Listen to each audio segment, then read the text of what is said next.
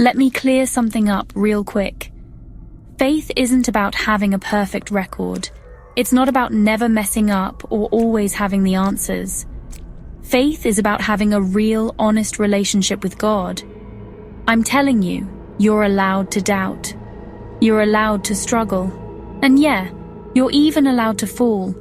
What matters most is that you get back up. Christ never waited for perfect people. He met people in their lowest moments, in storms, in fear, in shame. He lifted them up right where they were. So if you're going through something tough, don't run away from God.